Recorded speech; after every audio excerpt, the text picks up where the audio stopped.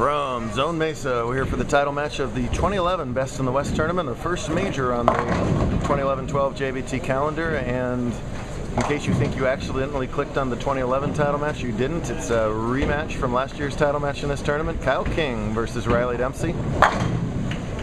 These two have worked their way up the ladder simultaneously. We'll tell you more about that later on. That was Kyle sparing in the third frame after an opening double. Meanwhile, Riley went 9 spare, 6 spare, so Kyle's got an early 11-pin lead. The all-time king of our tour, looking for his 54th career JBT title. Only bowls off and on. We're an age-based tour, so if there's a bigger adult tournament, he's usually seen out at those right now. You can hardly blame him. But when he does show up, it's usually a good thing for him and strikes fear in the heart of everybody else. Riley not afraid though by any means, sort of the heir apparent to Kyle on tour. He's a 12-time JBT champion himself. Only 18 bowlers have earned that many or more titles, so he's already 18th on our title list. Winning number 13, bump him all the way up into a tie for 10th with the names of Mike Ramsey and Josh Blanchard. So, big match here in more ways than one. First strike of the title match for the guy rocking our title sponsor shirt. No offense to Kyle, but hey, you got the title sponsor just lathered all over there. That's, you know, big ups there. Riley and Kyle qualified in the bottom 4 in the 3 through 6 seeds for the finals here, so they bowled a 4-way match. The 3, 4, 5, and 6 seeds did, as Riley goes and gets an equipment change. Riley and Kyle came out of that match together. Then we threw in the 1 and 2 seeds, Landon Carnati and Nick Lee in there. Riley and Kyle came out of that, so it was just sort of meant to be that we were going to have a rematch here. Last year's title match was a match that this person would really, really like to forget, as Kyle had some very un-Kyle-like foul issues going on there. I can almost guarantee you that doesn't happen again here. And it's his 3rd consecutive Best in the West title match, right? 4th consecutive Best in the West title match? Wow, how about that? So Kyle would love to break that little mini losing streak. Say losing, it's still 250 for second, 500 on top here, so little match for $250, and a flush double gets him back to within a pin. 6th place finisher, Cortez Shank, would like to say something. Okay. You gotta talk Hello, to everyone. I just want to tell everyone today, I think it was the first round. Yeah, it was the first round, 2nd game. And I just want to tell everyone that I left all the even pins. It's my 3rd time in my life leaving all the even pins. And I don't think anyone else has ever done it before. I just want everyone to know that I did it here today. So the 2, 4, 6, 8, and 10 in one game. Individually? Yeah. No, they all together. Oh, you left the 2, Yes, 4, yes. 6, 8, 10? Yes. Oh, wow. I've done it 3 times. Once at ASU practice, once today, and once I got a 6-pound ball and I threw it 2-handed. So I just want to tell everyone that. Wait a sec. Wait, Cortez, we have a follow-up on this. And then what happened? And then he hit the chair. So No. No? Not true? Kyle tripped before pin, by the way. He wants me to get deducted points. Yeah. I did not do this. We have some controversy, and this will be investigated later on here. Oh, goodness. The heir apparent to Riley, Cortez, pleading his case. Camera hog, Tez. Just had to have his airtime. Well, how do you win 54 titles? A, you do it forever. This is would be another. That's another thing. Would be a nice birthday present for him, as Kyle is turning 20 today. So you bowl many, many years. And it's just a fact of bowling life that if you've got 50 titles, you've likely got somewhere in the neighborhood of 50 seconds. I don't know how many it is.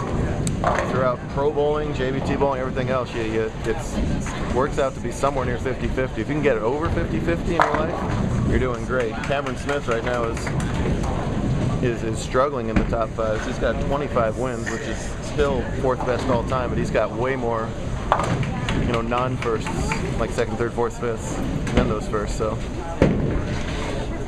trying to just tip that scale in your favor in those title matches. What time was Kyle born? 8 a.m. So he's officially 20.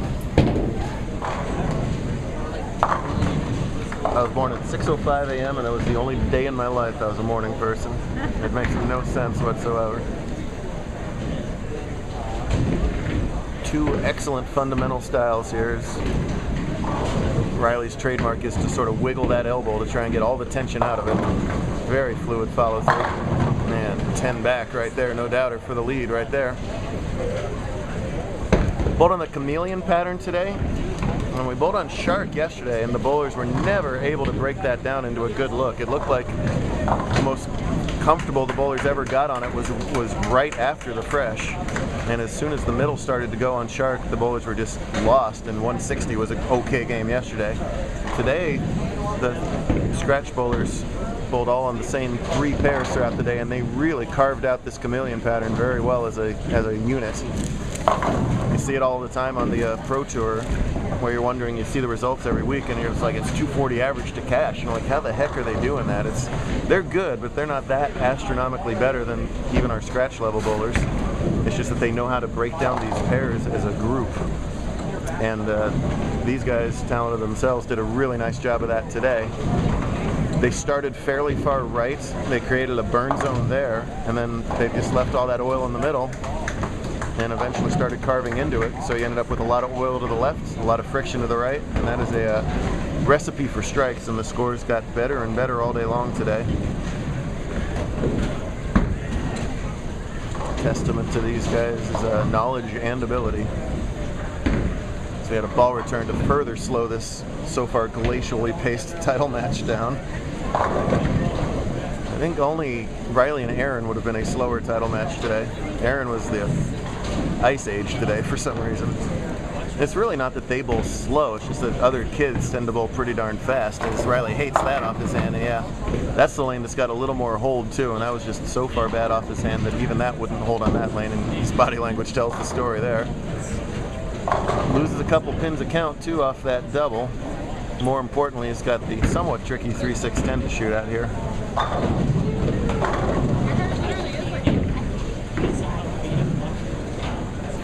Fun couple of months on tour now. With Best in the West kind of kicks off the holiday season here.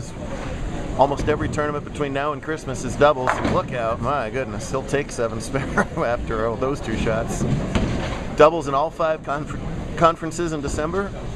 And then we move on to main event. Nobody knows about that one. And it will be mid-January before these guys can blink now. Before I can blink for sure. Or breathe.